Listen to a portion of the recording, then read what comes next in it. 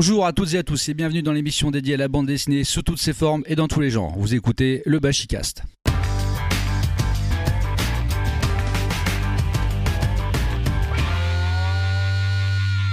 Nous sommes en juillet, le soleil pointe timidement son nez, certes, mais l'été est bien là, les gars. Les jupes et les shorts sont sortis des placards. En bord de mer, les bikinis et les boxeurs sèchent sous les parasols, tandis que les corps bronzent et ruissellent de sueur. C'est beau. Mais pour se faire un corps sexy, les gens se remettent au sport et s'inscrivent en salle. Alors, pour tout vous dire, et vous mettre dans la confidence, mes deux chroniqueurs ont aussi cédé à l'appel du culte du corps. Mais deux méthodes s'opposent. Jugez plutôt. Fred, lui, a commencé à courir sur les tapis de course. Faut dire qu'avec ses épaules de serpent, son choix était limité.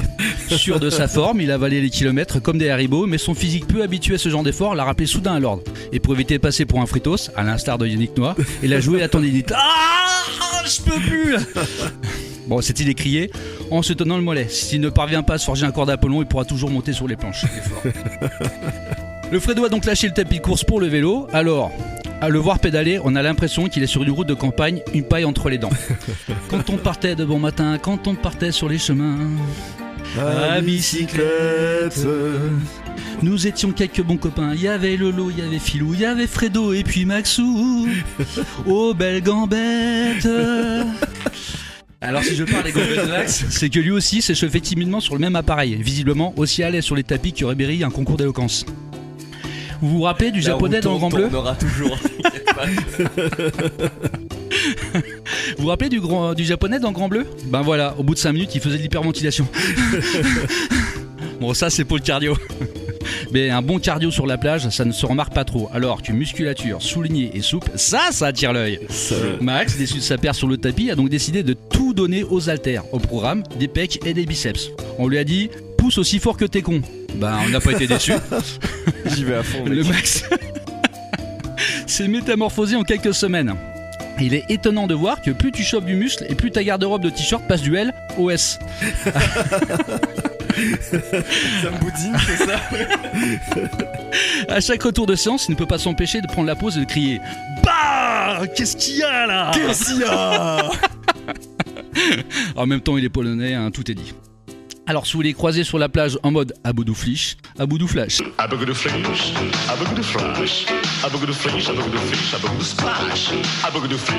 Surtout, prenez des photos et des vidéos et envoyez-moi que je partage en masse. Bonjour les gars. Salut Lolo. Salut Lolo. Alors, vous êtes prêts pour la plage cet été les gars ? Il y a du boulot. Surtout moi. Ouais.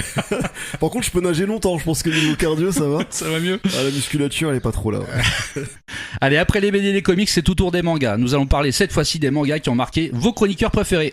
On va commencer avec toi, Fred. Je sais que t'es donc un amoureux d'un manga en particulier. Le tout premier que tu vas nous citer, c'est Berserk. Voilà, manga cultissime, un monument de la dark fantasy. Donc c'est pas très original, je pense que beaucoup de nos auditeurs connaissent au moins le titre de nom. Mais moi j'avais hésité avec d'autres titres, mais c'est clairement celui qui a orienté un petit peu mes goûts d'aujourd'hui. Donc je ne pouvais pas ne pas en parler. Donc Berserk, c'est un manga qui a débuté au Japon en 1989, dont l'auteur est décédé il y a peu, donc Kentaro Miura. Avec toujours ce bel accent. Tu me fais Kentaro Miura. Ah, mais Ah, je suis facile. arrivé. Vas-y pour voir, Laurent. Alors, j'essaie Kentaro Miura. Ok, Ça va ? stylé. Ouais, ça c'est va. stylé, Allez, ça, allez, c'est on pas mal. valide, Merci les gars. C'est Duolingo qui t'a. Ah oui, on en a pas parlé de ta nouvelle passion pour Duolingo, tu te fous de ta gueule. Je suis à 82 jours. T'as pas mal. C'est beau, c'est beau. Donc ouais, je vais en devenir sérieux 5 petites minutes. Donc Berserk, voilà un manga que j'ai découvert trop jeune et qui effectivement, comme j'ai dit, a un petit peu changé ma vision du médium. Alors je fais une petite parenthèse, je l'ai pas commencé avec le manga, j'ai commencé avec l'animé dont nous avons vu ensemble le dernier épisode. Tout à fait. Voilà, durant notre. Tu m'as fait notre découvrir pause Berserk déjeuner. via l'animé. Voilà, donc c'est un anime qui est sorti en 97. Alors pour ma part, je l'avais téléchargé avec mon vieux modem 56K. Donc voilà, c'est une époque que tu Et toi, tu l'as vu à quel âge ? Sûrement pas. L'anecdote de fou. Ouais, tu vois. Et toi, tu l'as vu à quel âge l'animé ? Et j'avais 12 ans. Oh non de Et Zeus. voilà, donc voilà, quand je dis trop jeune, Ah ouais. et voilà, ça m'a beaucoup secoué, beaucoup pas traumatisé, mais voilà, Mais marqué. ça m'a pas mal marqué. Et c'est en 2002 que je suis passé sur le format papier, parce que c'était la première édition, été éditée par Dybex. Il faut savoir qu'avant, il y avait eu les éditions Samouraï qui avaient publié le manga dans les années 90, mais il n'y a eu qu'un seul tome de sortie et ça n'est pas allé plus loin. Donc c'est vraiment Daibex en 2002, puis ça a été repris, je crois, en 2006 par Glénat, et voilà, c'est eux qui éditent Berserk depuis. Pour en parler brièvement, donc ça se passe dans un monde de dark fantasy très inspiré de l'Europe médiévale. On suit la destinée de Guts, qui est un mercenaire solitaire qui est né d'un cadavre pendu et qui a eu une enfance on ne peut plus difficile, donc faite de viols, de massacres et j'en passe. Le manga débute alors qu'il semble être en quête de vengeance avant que l'on assiste à un flashback. Donc je vais un petit peu plus loin, mais bon, il y a prescription, c'est 2 tomes et demi. On assiste à un flashback cultissime donc, qui va nous ramener à sa rencontre avec l'illustre Griffiths, donc qui est le chef de la troupe du Faucon. Et qui est un personnage donc ô combien charismatique et ô combien fascinant. Alors pourquoi ce manga m'a marqué ? Alors déjà parce qu'avant en fait de me lancer dans Berserk, parce qu'il y a une grosse épée. c'est vrai. Bah alors une grosse épée c'est l'animé en fait. J'étais tombé sur une image. Il faut rechercher là certains complexes. Ouais, voilà, c'est oedipien, il y a voilà, quelque chose de... sûrement. Non, c'est en tout cas c'est effectivement une image de Guts qui m'a donné envie de découvrir cet animé. Mais voilà, il faut savoir qu'avant mes lectures étaient très, si je prends la ligne édito, très shonen neketsu. Je lisais voilà beaucoup de Dragon Ball, du Fly, donc Dai no Daiboken aujourd'hui, du Sanseiya, du Kenshin, enfin quelque part des lectures un petit peu plus classiques et peut-être plus cohérente avec l'âge en tout cas que j'avais à l'époque. Et en fait quand je suis tombé sur Berserk, j'étais surpris par la narration, qu'on n'avait pas affaire en fait à un ouvrage où on a un héros qui a absolument envie de devenir le plus fort. On a souvent un héros un petit peu naïf, un petit peu débile, parce qu'il y a toujours un petit peu d'humour dans les shonen neketsu, et je dis pas ça de manière négative, hein. Mais et là on avait un héros, Guts, il a envie de devenir le plus fort, mais pas pour être le plus fort, c'est vraiment pour protéger ses proches. C'est côté émo qui t'a plu, ouais, voilà, un c'est peu ça. comme The Crow dans le dernier épisode. ouais, il y a un côté émo quand même dans Berserk, c'est vrai, mais il y en aura plus dans le deuxième manga dont je parlerai tout à l'heure. Et donc voilà, très très surpris par cette construction qui différait totalement de ce que j'avais l'habitude de lire. Et surtout, j'ai été très troublé par le personnage de Griffiths, qui est, on peut le dire, en quelque sorte l'antagoniste de ce manga, et qui n'avait rien à voir en fait avec tous les antagonistes que j'avais pu croiser. Ouais, parce qu'en fait, il est angélique, il est beau. Ouais, mais c'est pas c'est pas du tout manichéen. C'est un personnage qui est très ambitieux, qui est prêt à tout pour arriver pour atteindre ses objectifs. D'ailleurs, ça donne lieu à un très bel échange entre Guts et Griffiths qui nourrit un petit peu leur première séparation. Quand on est homme, on doit se tenir prêt à mener une vie de martyr. Et cela au nom d'un dieu appelé rêve. Naître par hasard pour mener une vie sans but. Ce serait un cauchemar. Jamais je ne le supporterai. Mais encore une fois, je vais m'efforcer de rester évasif pour pas spoiler, même si bon, tout le monde devrait avoir lu Berserk en ce qui me concerne. Donc voilà, c'est pour toutes ces petites choses dans un premier temps qui m'ont pas mal remué. Sa violence aussi, bien évidemment, parce que c'est un ouvrage qui est très très violent, de la violence physique, mais aussi beaucoup de violence psychologique. C'est voilà, clairement, j'avais 12-13 ans, donc faut vraiment le resituer dans son contexte. Ouais. Le dessin aussi, qui est quand même ultra détaillé, avec des inspirations diverses et variées. Alors les inspirations artistiques, je les ai perçues bien plus tard, parce que j'avais pas le bagage culturel qui me le permettait quand j'ai découvert, mais il y a beaucoup d'influences, notamment de Gustave Doré et de Bosch. On a clairement des planches, c'est de véritables hommages à ces deux artistes. Par contre, les influences que j'ai perçues assez rapidement, c'est les influences liées au cinéma. Un cinéma, moi, qui me parlait déjà, je pense à Evil Dead. Chez Prix Bas, les prix sont bas. Conan le Barbare, oui. Alors, je sais pas, surtout pour la toute première page du manga, je sais pas si vous vous en souvenez, où Guts couche avec la sorcière, en effet. Voilà, il y a la même scène en fait dans Conan le Barbare, ou encore à Hellraiser. Oui. Donc Hellraiser, je fais allusion aux Cénobites dans Hellraiser. Ah oui, clairement. Et ce sont les Goden dans Berserk durant l'éclipse. Je vais pas détailler ce qu'est l'éclipse. En tout cas, ce sont des. Il y a une autre référence à Phantom of the Opera. Avec l'allure de Femto. Et pour les Cénobites, c'est ces Goden en fait, cette espèce de divinités démoniaques qui ont l'air, qui sont physiquement aussi fascinant, je trouve, que les Cenobites, Oui. et qui cachent voilà tout un mystère. Fascinant, C'est un peu, dérangeant. Ouais. Voilà, ils sont omniscients dans Berserk, ils ont l'air d'en savoir beaucoup plus que ce que le manga veut nous dévoiler. Et puis voilà, puis il y a ce tome 13 que j'ai ramené avec moi ce soir et qui t'a secoué. Le fameux tome 13 qui en a marqué plus d'un. Eh ben merci. Donc Berserk aux éditions Glénat, donc 42 volumes pour l'instant. Voilà, le 10 juillet sortira le tome 42. Ok, parfait. Merci Fred. Eh ben, à toi Max pour ton premier titre en manga qui t'a marqué donc. Alors moi c'est un titre qui m'a marqué dans ma jeunesse aussi. Bon pas trop tôt parce que c'était plutôt adapté. C'est Yu-Gi-Oh! Ah oui. Yu-Gi-Oh!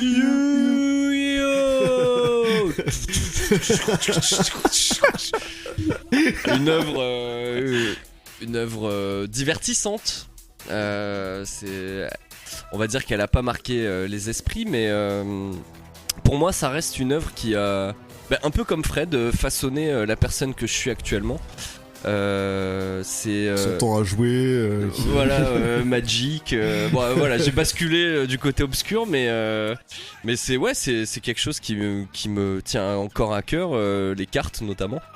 Et voilà, bon, j'imagine que les auditeurs connaissent quand même un peu l'œuvre.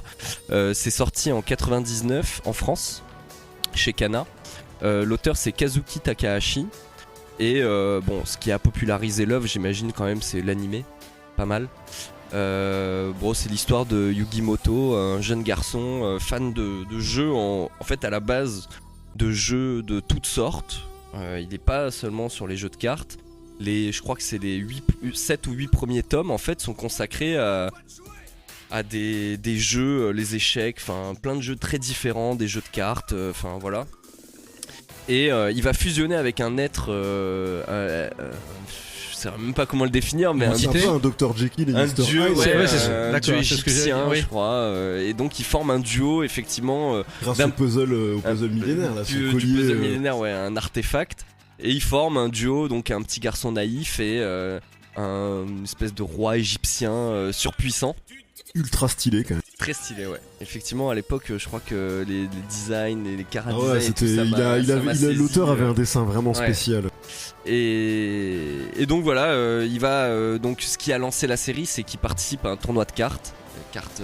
Donc je crois que c'est en VO, c'est Magic and Monster ou Magic Wizard, un truc comme ça. Ouais. C'est ça. C'est pas Yu-Gi-Oh, non, on l'a appelé comme ça parce que la série s'appelle comme ça. Et voilà, je voulais en parler parce que c'est une œuvre qui dans ma jeunesse m'a marqué. Je pense que c'est pas une œuvre à avoir forcément dans sa bibliothèque, mais c'est une œuvre qui après s'étend et crée plein. Alors il y a toute une flopée de personnages autour de lui qui viennent un peu densifier l'histoire. Il y a des personnages charismatiques comme Kaiba, Maximilian, je sais plus son nom. Enfin voilà. Igoning. Voilà. Mais c'est pour ça que ma mère elle m'a appelé comme ça. Igoning. Et voilà, il y a des duels qui m'ont marqué encore maintenant, 20 ans après, je m'en rappelle encore. Il y a des personnages Insectoraga, il y a des... Enfin voilà, c'est tout un univers qui m'a à l'époque fasciné et qui me suit encore un peu. Alors je joue plus trop aux cartes Yu-Gi-Oh, mais c'est toujours un truc que j'aime faire, jouer aux jeux de cartes. Et voilà, si vous avez l'occasion de les lire, franchement c'est en 38 tomes. C'est pas si long pour une série manga. Une série jeunesse, 38 tomes, c'est bien. Si vous avez des enfants qui cherchent d'inspiration, c'est une super série. Quel âge, ça commence Mais après, à partir franchement, vas-y, je t'en à partir de 8 ans, 8-10 ans, facile, ouais. 8 ans. Okay. Après quand même petit bémol bémol. Petite parenthèse pour le début, oui. Voilà, qui oui, on est d'accord. C'est surtout le début qui m'a plu. Faut pas s'arrêter au début parce que en plus il est assez cruel au début. C'est beaucoup plus sombre. Le début en fait, les 7 premiers tomes sont hyper sombres. Dès qu'il bat un gars, c'est châtiment derrière. Les punitions sont gros violentes, châtiment. Et en fait après quand ça part sur l'artefact et sur le tournoi de duellistes, là c'est beaucoup plus tranquille. Il y a plus de légèreté. Il paraît que c'était la volonté de son Tanto en fait de faire quelque chose de plus commercial pour que ça perce vraiment au sein du magazine, ce qui était publié dans le Weekly Shonen Jump. Et il lui a dit non, faut que tu creuses ce côté carte Effectivement, après c'est devenu, il y a eu le côté commercial, les cartes ont été Produits commercialisées, produits dérivés, etc.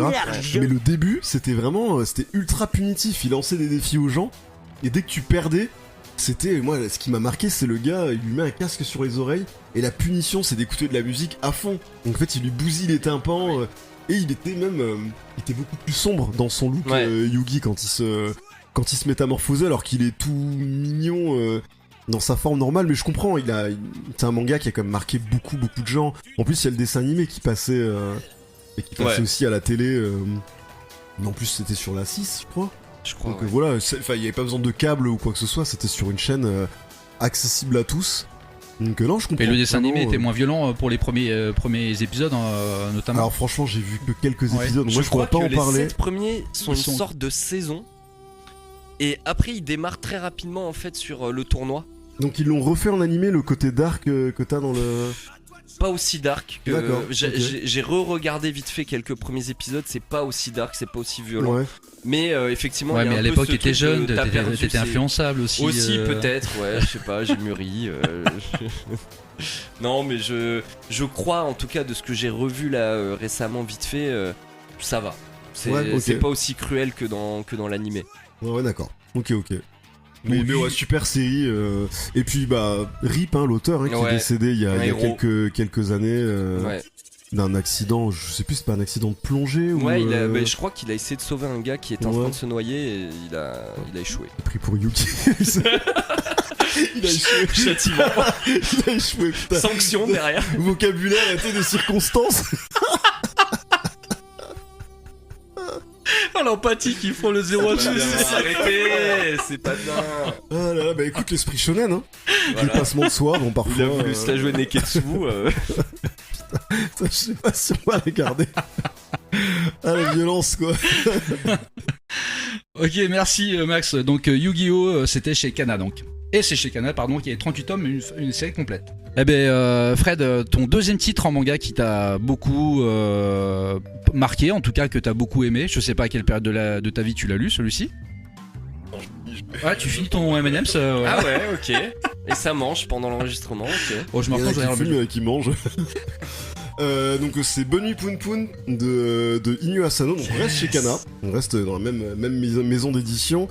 C'est une découverte beaucoup plus tardive, c'est sorti en 2012 en France, et c'est un manga aussi qui m'a beaucoup marqué, parce que, donc voilà, je vous ai dit, avant je lisais beaucoup de shonen, Berserk m'a ouvert les vannes un peu du côté un peu obscur, j'ai cette soif de vengeance, mais beaucoup de violence, pardon, mais beaucoup plus... I am vengeance. Mais beaucoup plus... Putain, c'est dur ce soir. Beaucoup plus mature, mais je ne lisais un tout petit peu de romance, mais je lisais pas du tout de tranche de vie. Moi, c'était un style qui me... En fait, je voyais pas l'intérêt de lire un truc qui se passe dans la vraie vie, qui pourrait m'arriver. Et en fait, donc 2012 arrive le premier tome de Bonne Poon Poon. J'avais jamais entendu parler d'Inyo Asano avant. Et en fait, j'étais attiré par cette couve jaune avec cette espèce de poussin un petit peu en relief. Et je l'ai acheté. Vraiment, ça a été juste la couve. J'ai fait je prends. Et je me suis pris une grosse gifle. Donc Bonne Poon Poon, c'est l'histoire d'un écolier donc qui est représenté de manière très simpliste sous la forme d'un oiseau. Lui et toute sa famille d'ailleurs. Et moi c'est un paradoxe quand même qui m'a saisi dès le départ, parce que le dessin il est quand même assez réaliste d'Asano, surtout dans les décors. Et eux ils tranchent vraiment avec avec ces représentations plutôt réalistes. C'est l'histoire d'une vie comme toutes les autres en fait, qui est truffée de pièges, d'obstacles, de tourments, de trahison. Doutes. Voilà, d'introspection, de trahison comme tu dis.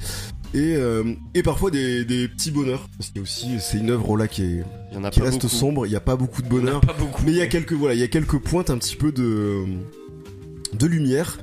Et donc comme j'ai dit, ça a été vraiment un tournant, parce que ça m'a ouvert à la tranche de vie, et c'est aussi une œuvre qui m'a marqué par sa violence, mais qui n'est pas la même que dans Berserk. La violence du quotidien, parce que violence conjugale. Femme battue, la mère de Poon Poon qui est battue, la violence des hommes en fait à l'égard des femmes. C'est quand même, il y a quelques planches, je sais que t'es en train de les relire actuellement. Et là où j'en suis en tout cas, c'est très focalisé sur la violence des femmes envers les hommes aussi. Voilà, mais c'est ça, ça va dans les deux sens, c'est là où j'allais en venir. Une double, enfin voilà, un parallèle comme ça où en fait personne n'est clean. Mais enfin, moi, là, j'en profite, c'est énormissime, vraiment. Mais je suis en train de prendre une claque, mais je suis au tome 6 peut-être, donc la moitié. Ouais, t'as encore rien vu. Ouais. Et encore apparemment. Parce que oui, la série est en 13 tomes. C'est ouf. Ouais. Mais je prends une claque monumentale sur à la fois l'aspect psychologique des humains, à la fois sur la justesse. La justesse. Ouais. Graphiquement, c'est ouf. Effectivement, cette famille est représentée de manière caricaturale presque. Mais les émotions, elles passent, c'est tout. Ouais, puis il fait usage beaucoup de métaphores graphiques pour représenter un petit peu les sensations des personnages, avec ce cosmonaute, avec cette espèce de... C'est le dieu, c'est ça, avec son afro. Un afro, avec une afro.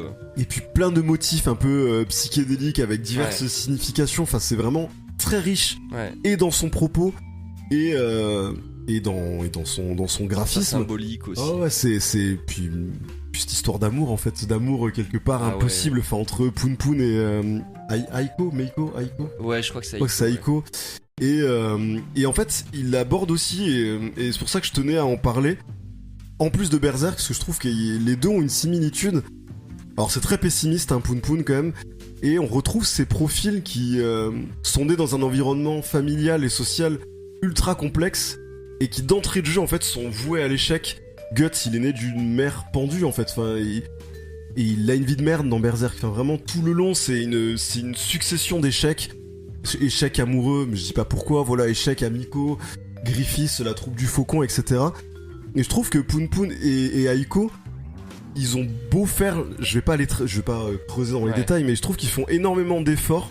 On a l'impression que quoi qu'ils fassent, ça va pas en fait. Tu vois, Aiko par rapport à sa mère qui est liée à une secte, si je dis pas de conneries, t'es en train de les relire là. Je suis pas mec. Mais si, mais tu le sais dès le début. Ah ouais ? Ouais, je crois que tu le sais dès le début avec sa mère. Je suis passé à côté, mais tu lis ou tu regardes que les images. En tout cas, j'y suis pas encore à. Mais voilà, on sent, tu sais, enfin, t'es né dans un contexte de merde. Et c'est comme si on était, on t'arrive pas. Et malheureusement, je trouve dans la vraie vie, c'est souvent ça aussi. Enfin, tu es dans un contexte un petit peu difficile, et c'est toujours un peu compliqué de ce genre de situation. T'as l'impression que c'est un fardeau que tu vas porter tout le long de ton périple, comme le fardeau que porte Guts et le fardeau que porte Poon Poon. Et je m'efforce de citer aussi Aiko qui est importante. Pour rebondir sur ce que tu dis, ce qui est intéressant, c'est que il a pas une vie facile, effectivement, Poon Poon. Il essaye de faire le bien, mais intérieurement, c'est un psychopathe. C'est un futur tueur en série. Enfin, c'est un malade mental. Et pourtant, on s'attache à lui, et parce que il essaye de faire le bien, il essaye de faire les choses bien, mais en face, ça répond pas. C'est d'autres, une autre psychologie. Parce que c'est des névroses. Je pense qu'ils peuvent nous parler aussi. Enfin, je pense qu'on a tous. Ah, mais c'est hyper humain. Sans faire de la psychologie de merde, on est tous un peu névrosés quelque part. On a des trucs qui nous. Et je trouve qu'ils nous parlent. T'es parfois je sais pas, il y a peut-être que moi, parfois j'ai des pensées cheloues, et je me dis, mais attends. Alors, franchement, ces pensées, spoil pas, mais elles sont quand même sacrément extrêmes. Non, mais bien sûr, mais tu peux les comprendre. Tu sais, Et je trouve ça rend l'ouvrage attachant, parce que parfois t'as envie de rentrer dans le manga et lui dire, mais pourquoi tu prends cette décision ? Donc voilà, pour toutes ces raisons, en fait, je me suis rendu compte que la tranche de vie pouvait finalement me parler. Mais c'est quand même de la tranche de vie dark, on est d'accord. Ouais, voilà, mais c'est quelque chose de sombre du début jusqu'à la fin, il n'y a pas une once d'espoir. Ah, il y a des moments un peu plus lumineux. Où t'y crois, mais c'est pour mieux te gameler derrière. Moi, je suis à la moitié, franchement, il y en a vraiment peu. Il y en a vraiment peu, mais il y en a quand même un petit peu. Donc ça demande une certaine beaucoup de maturité pour le lire, donc tu conseilles aux adultes là. Ah, moi j'avais la. Pour pouvoir apprécier. Ouais, moi j'avais la vingtaine. 20 ans minimum. Puis avoir du recul. Puis ça permet d'avoir du recul sur quand t'es en primaire, tes premiers amours. Enfin, je trouve que c'est intéressant de le lire vraiment une fois que t'as terminé tes études, ou alors que tu fais des études en fac, enfin que t'as un petit peu de recul pour analyser tout ça. Mais oui, c'est une tranche de vie sombre, mais ça m'a donné envie de creuser. Et en fait, effectivement, j'étais beaucoup centré sur ce qui était sombre. Je fais un petit spoil sur ce qui va arriver prochainement. Je vais citer un auteur comme Oshimi, qui fait de la tranche de vie, mais très sombre. Mais petit à petit, j'ai commencé à me détacher, même si ça reste dans mon ADN. Bah, vous le savez, dans la plupart des trucs que je présente, c'est quand même souvent violent, violence psychologique, violence physique. Mais je suis quelqu'un de très gentil. T'es quelqu'un de dans très sain, ouais, voilà, c'est assez étonnant, ça fait un peu flipper. Ouais, c'est clair. T'es tout à fait à l'image de Poun Je suis Poun. Poun Poun, c'est moi. Je suis pimpin, quoi. Et mais voilà, mais j'ai eu envie de lire d'autres styles. Ça m'a clairement ouvert. Et c'est pour ça que maintenant, j'arrive à en apprécier en bande dessinée, en comics et même en roman.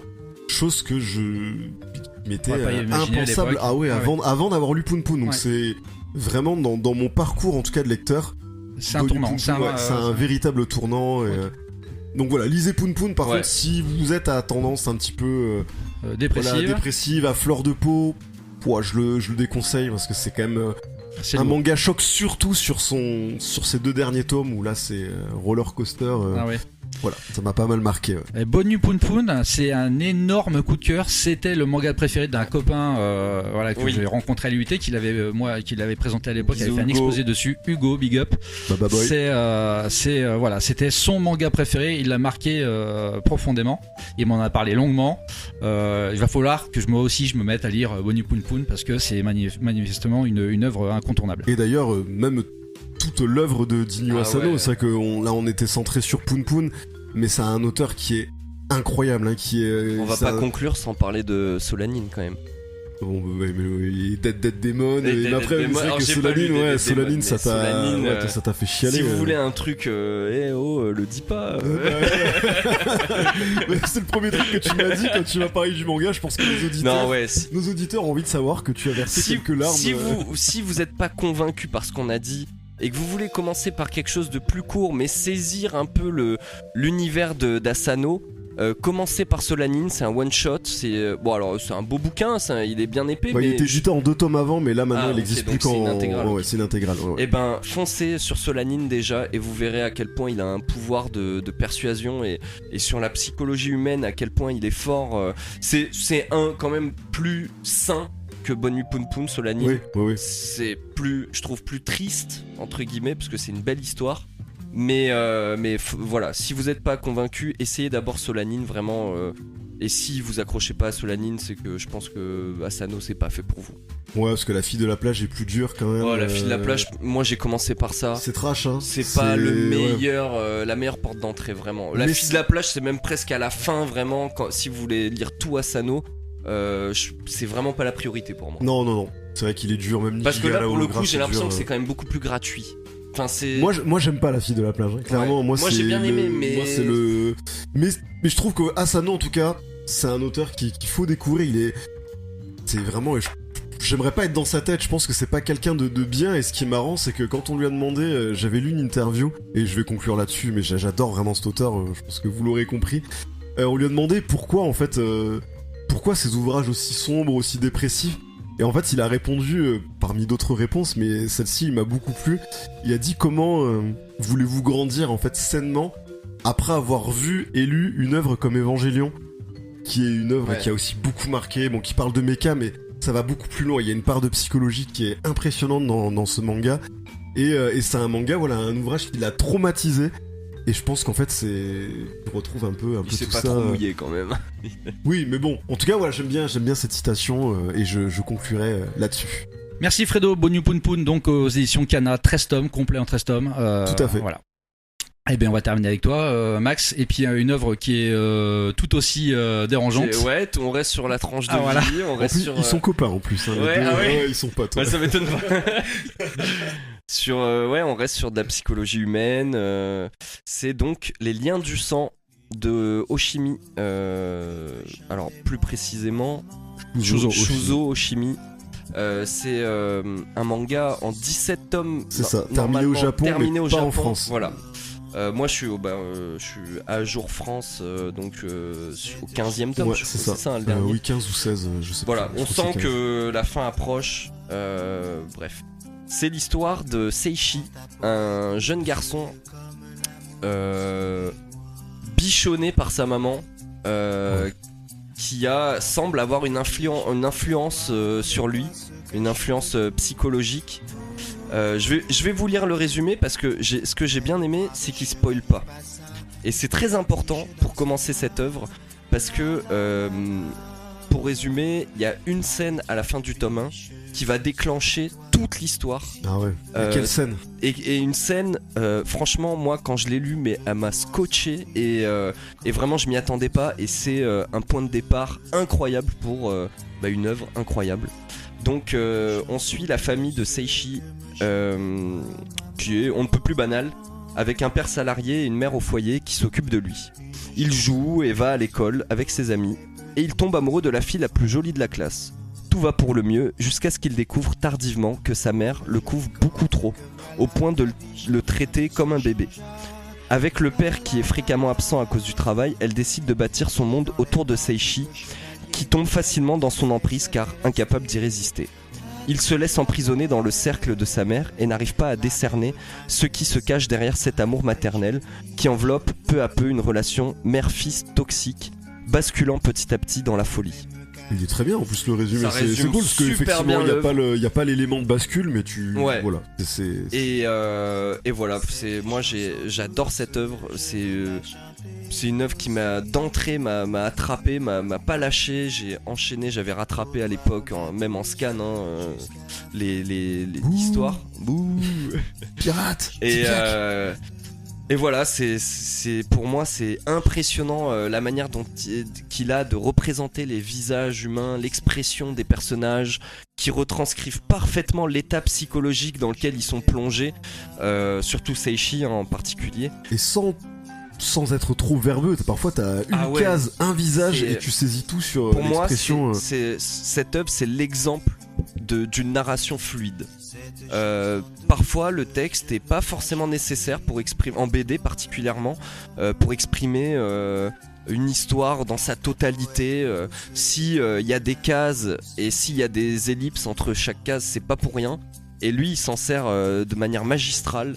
Il y a très peu de texte, c'est que des expressions, c'est que des petits dialogues hyper impactants. Et on plonge totalement avec Seishi dans ce piège là construit par sa mère autour de lui, qui l'empêche de vivre, qui l'empêche de s'épanouir, de grandir comme un garçon normal en quelque sorte. Et c'est vraiment une œuvre touchante et impressionnante. Quand on a voulu préparer cette émission, on cherchait donc des œuvres qui vous avaient marqué. Et je t'ai dit, mais tu cherchais encore ce que tu devais présenter. Puis je t'ai dit, mais Max, t'arrêtes pas de me parler de Les Liens du Sang. Et c'est devenu, et t'as eu un flash, c'est devenu comme une évidence. Mais dit, mais bien sûr. Ah oui. Et puis moi, donc ça faisait longtemps que tu m'en parlais de Les Liens du Sang. Donc, je suis allé chercher le premier tome que j'ai lu en une demi-heure. Je suis allé chercher le deuxième tome dans la foulée que j'ai lu tout aussi rapidement. Et c'est incroyable. Moi, il m'a beaucoup ému, beaucoup perturbé aussi. Hein. Ouais. Il y a une puissance, vous l'avez dit, dans l'expressivité des visages. Il y a une puissance là-dedans, dans le dessin, dont on peut se passer en effet de texte. Il y a une magie qui opère et il y a un côté malsain que tu sens dès les premières cases. Ouais. Ce côté cocon, ce côté veuve, tu sais, cette araignée là qui prend, qui tisse sa toile. C'est extrêmement malsain. Et malgré la dureté du propos, ça se lit mais avec une facilité déconcertante. Tu le dévores en fait. Tu commences, tu le termines et c'est d'ailleurs c'est le propre de toutes les œuvres Indochimie. Elles se lisent avec beaucoup de facilité alors que c'est rarement des sujets très faciles à aborder. Mais ouais, enfin t'as tout dit. Moi, Les Liens du Sang, ça a été c'était une claque. Je pense qu'il est dans mon top, tu vois, de manga que j'aime le plus au monde. Et que j'aurais, pour le coup, jamais lu si j'avais pas lu Bonne Nuit Poun Poun avant. Ouais. Et là j'ai un trou, c'est quoi sa nouveauté déjà? Alice. Welcome Back Alice. Welcome Back Alice. Qui il continue dans sa lancée de malveillance psychologique sur la transidentité. Sur la transidentité, un trio amoureux qui se déchire. Donc ça commence au collège, ça passe au lycée très vite. Et un personnage toujours aussi énigmatique et psychologiquement hyper puissant. Il a une fascination, je pense, pour les personnages avec une psychologie forte et résistante, avec un charisme, voilà. Et toxique. Toxique, ce qui engendre de la toxicité. Et je pense qu'il pourrait écrire un essai sur le narcissisme et sur ce genre de choses. Et voilà, Welcome Back Alice aussi, je conseille. Il y a actuellement 3 tomes. Ouais, 3 tomes de sortie. C'est tout aussi bien, ça commence super bien. C'est un peu plus léger entre guillemets parce que il y a... Ah, Welcome Back Alice. Ouais. Oui. C'est un peu plus léger, mais on sent bien les ascendants psychologiques, ce genre de choses. Et ça marche super bien. J'ai hâte de lire Happiness. Tu m'en as parlé. Ouais, c'est très bien. Les récits de histoire de vampire, mais voilà, à la Oshimi. J'avais jamais lu ce genre d'ouvrage avant. Il sort pas de nulle part. C'est un auteur qui a une grosse. Il a fait aussi Les Fleurs du Mal. Les Fleurs du Mal. Et si jamais ce type de thématique très psychologique vous plaît, moi je considère qu'Oshimi fait partie d'un trio. Donc comme j'ai dit, il est très copain avec Inyo Asano. Il partage un petit peu ces mêmes thématiques très dépressives. Mais il y a aussi une autrice qui s'appelle Akane Torikai, qui a fait entre autres Saturn Return et Amour Placebo, qui est d'ailleurs l'ex-compagne de Inyo Asano. Alors j'ose pas imaginer leur quotidien, le duo dépressif. Et voilà, ils font tous les trois, voilà, chacun a son propre style. Mais on retrouve effectivement cette chape de plomb qui pèse à chaque fois et cette manière de raconter où on engloutit les pages sans s'en rendre compte. Mais voilà, dans tous les cas, c'est quand même pour public. Lisez Akane Torikai aussi. Averti, ouais. Les liens du sang donc de Oshimi aux éditions Kiun en 17 tomes. Tout à fait. Merci les gars. On va passer au coup de cœur de Bashi.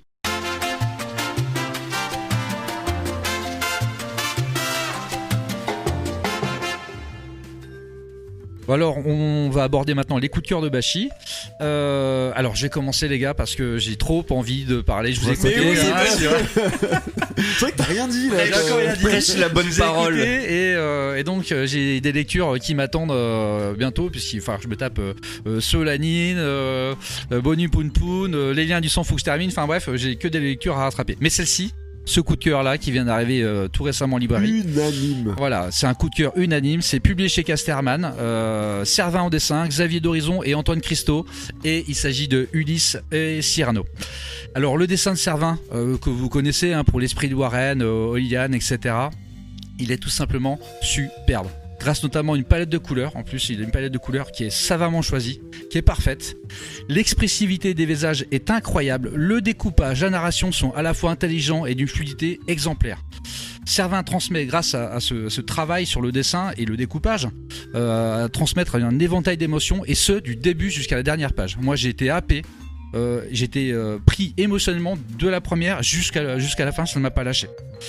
Le scénario, bien entendu, est à la hauteur de la réputation de Dorizon, puisque c'est Dorizon au scénario, que vous connaissez aussi, pour Le Château des Animaux, par exemple, Undertaker, Long John Silver, Le Troisième Testament, j'en passe, qui s'est associé à Antoine Christo, dont c'est la première BD. Je vous pitch vite fait la BD. Cyrano est un cuisinier extrêmement talentueux, amateur de bonne chair, un épicurien né, un jouisseur, un bon vivant en somme, mais un homme bourru, un gueulard, une grande gueule, et qui passe sa cuisine au rondard. De par Dieu. Oh merde, non, là on arrête tout, là, non. Désolé, mais je sais pas, c'est qualificatif, j'ai fait putain de par Dieu.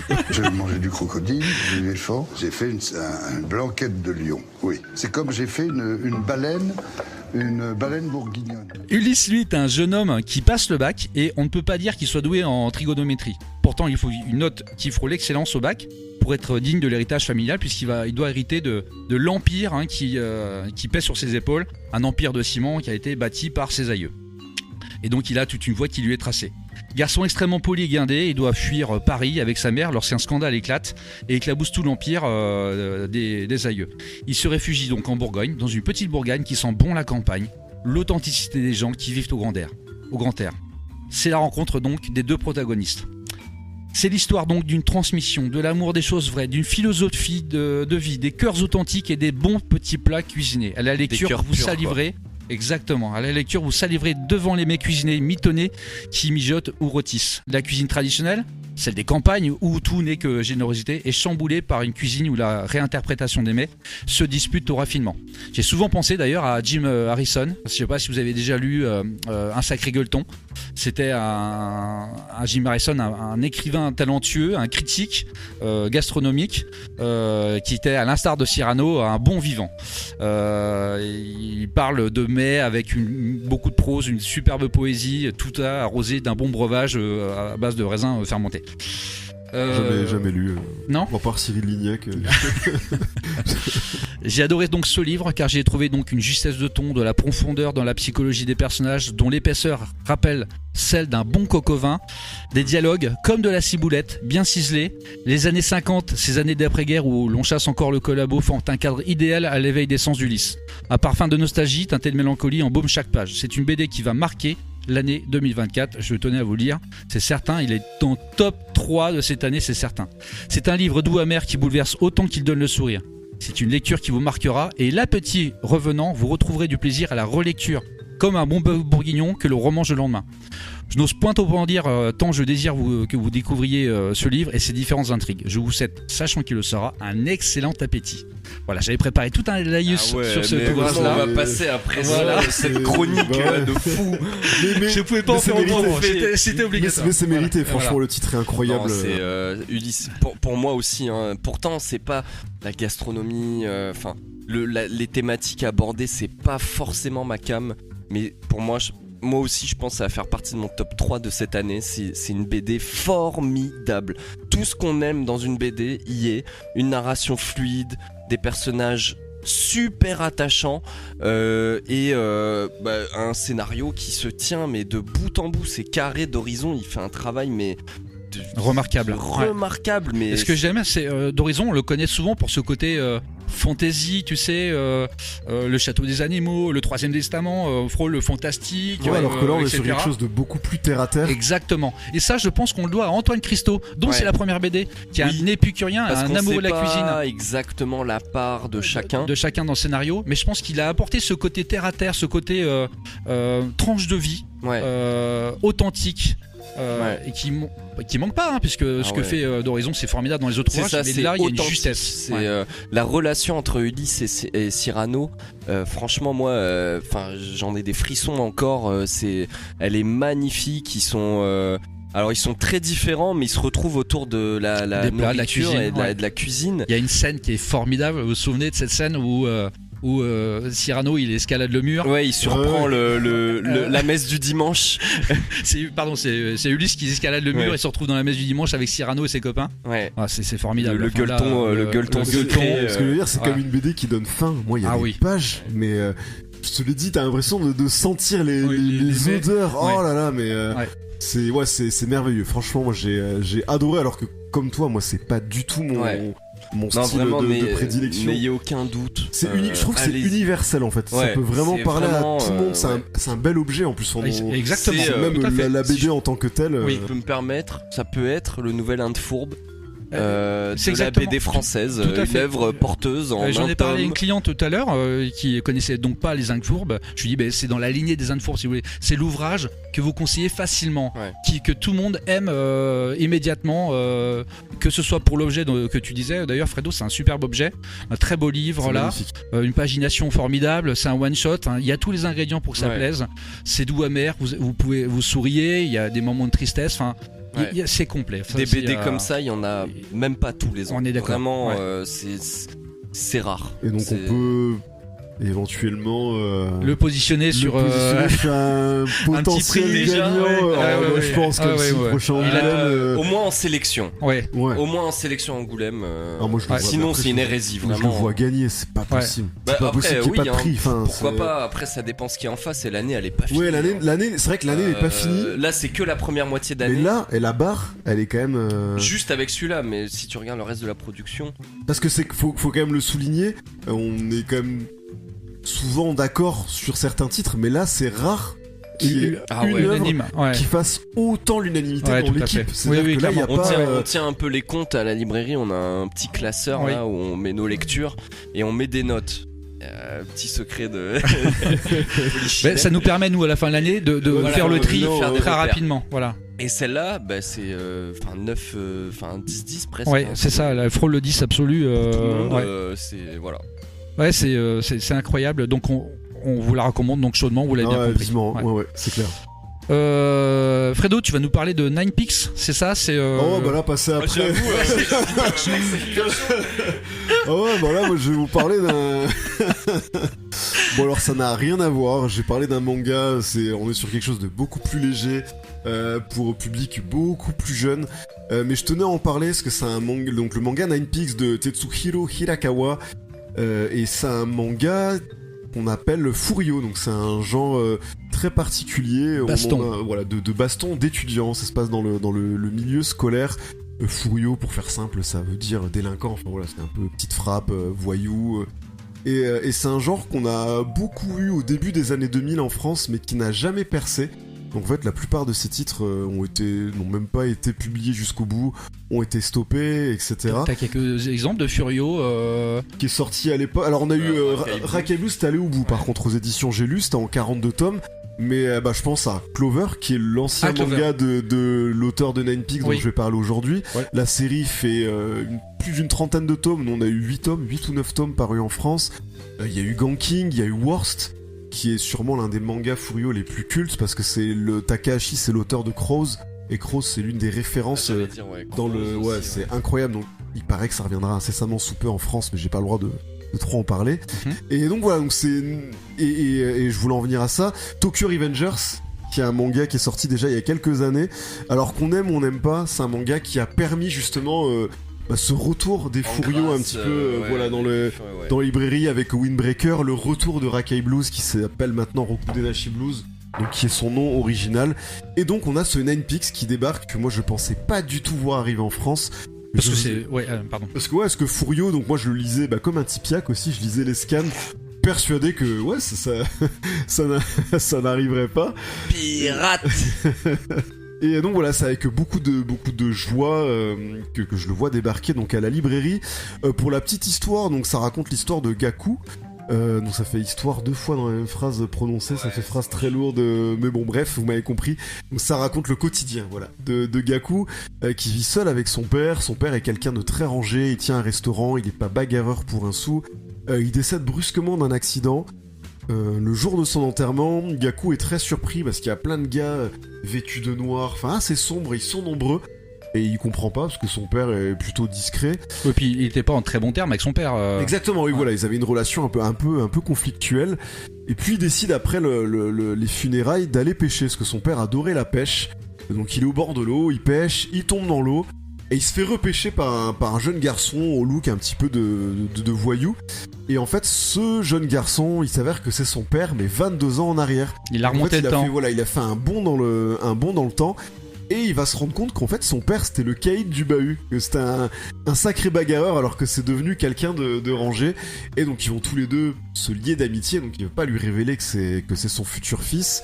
Et voilà, ils vont un peu frapper les gangs du coin. Il va aussi croiser sa tante, sa future tante en tout cas. Il l'appelle d'ailleurs même, je crois, Tata. Exactement. Voilà, c'est très drôle, il y a quand même beaucoup d'humour. Une jeune écervelée qui pense qu'à sortir. Voilà, c'est ça, exactement. Et je trouve que la vraie force de Nine Pigs, parce que effectivement la baston tient quand même une grande place dans ce titre, c'est la relation père-fils. Parce qu'en fait, ils vont, même si son père, dont j'ai oublié le nom, ne sait pas que c'est son fils, j'ai l'impression qu'il tisse finalement une relation qu'il a jamais pu avoir avec son père, et c'est une manière pour lui de découvrir son père tel qu'il était vraiment. Donc c'est très beau, il y a un côté touchant, il y a un côté très fun avec ces bastons de gang, c'est tout ce qu'on aime dans le Furio. Et au niveau du dessin, c'est très très beau, c'est super chouette ce qu'il fait, c'est très dynamique. Puis très beau, je pense à cette phase où ils viennent de se bastonner, ils sont tous les deux blessés, ils sont en train de discuter, assis dans cette espèce de terre-plein. Voilà, c'est un très bel ouvrage qui est, que je peux recommander, à partir de 12-13 ans, enfin ça passe. Je pense que le côté un petit peu liaison paternelle, on peut le saisir un petit peu plus tard. C'est pas grave si on le saisit pas d'entrée de jeu. Mais voilà, moi c'est un manga, je suis très content, c'est pas le manga de l'année. Non mais dans cette catégorie-là... Ah ouais, c'est incroyable. Moi je suis trop content vraiment qu'on ait ce titre. Et j'espère qu'on très qualitatif dans cette catégorie. Exactement, et qu'on aura d'autres titres de ce genre. Parce que vraiment le Furio, voilà, c'est quand même plus que des histoires de baston. Il y a toujours ce côté un petit peu dépassement de soi. C'est des vrais poteaux, enfin tu vois, c'est de la bromance un petit peu, c'est des amitiés très très fortes. Et donc voilà, je vous conseille vivement Nine Pigs, donc c'est le tout premier tome qui vient de sortir aux éditions Kiyun. Et on a d'ailleurs pu faire une très belle vitrine, si vous passez à la librairie, je pense qu'elle sera toujours là. Merci Fred.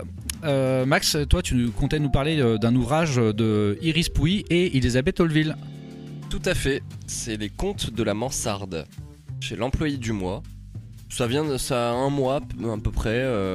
C'est en fait un recueil de 3 histoires d'horreur. Donc c'est dans un style entre guillemets graphique, je l'ai fait dans la vraie vie aussi, indé. Mais ça marche super bien, ça fonctionne super bien avec les thématiques abordées dans ces histoires. Ça se passe à Paris, dans un appartement sous les toits. Le même appartement, 3 histoires différentes, un peu à la conte de la crypte. Les contes de la crypte, oui. Voilà, il y a des refs, hein. Il y a des refs, c'est bourré de références à l'horreur, et c'est toujours une histoire qui commence par un vœu en quelque sorte et qui finit très mal.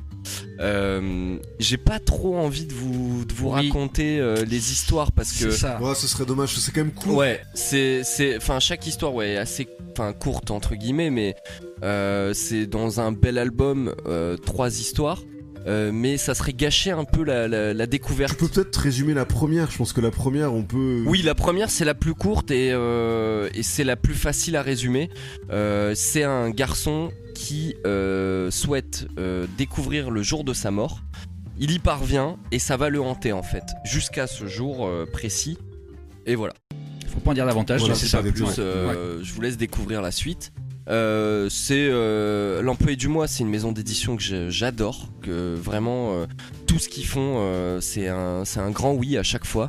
Et Elisabeth Holville, moi j'avais beaucoup aimé Immonde chez Glénat. Oui, à elle était au dessin sur elle celui-ci. était au dessin et au scénar. Iris Pouille, j'avoue que je connais pas trop. Mais c'est une super œuvre qui se lit facilement. C'est de l'horreur un peu existentielle, un peu comme on dit actuellement elevated horror, c'est-à-dire que c'est beaucoup de psychologie, de thématiques, assez personnelles. Il n'y a pas de monstre, vous attendez pas à voir des créatures. Il n'y a pas de slasher, il n'y a pas de fantôme, il n'y a pas de monstre, il n'y a pas de... C'est du quotidien. C'est du fantastique horreur, d'ailleurs. Ouais, c'est ça. On frôle avec le fantastique, un horreur assez souple, hein, d'ailleurs. Tu disais, il n'y a pas de slasher, il n'y a pas de sang, il n'y a rien de... Il n'y a pas de screamer. Non. En BD, c'est... Mais justement, ils ont fait une exposition en Belgique qui s'appelait, je crois, les jumpscares sont impossibles en BD ou quelque chose comme ça.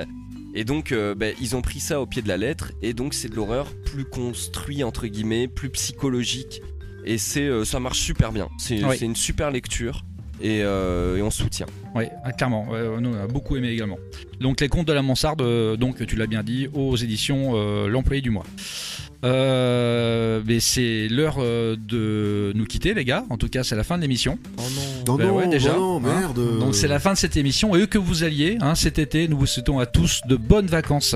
Quant à nous, nous octroyons aussi une belle pause estivale, et nous aurons le plaisir de vous retrouver donc en septembre prochain. D'ici là, merci à toutes et à tous, et surtout faites de bonnes lectures. Ciao. Bonnes vacances. Ciao.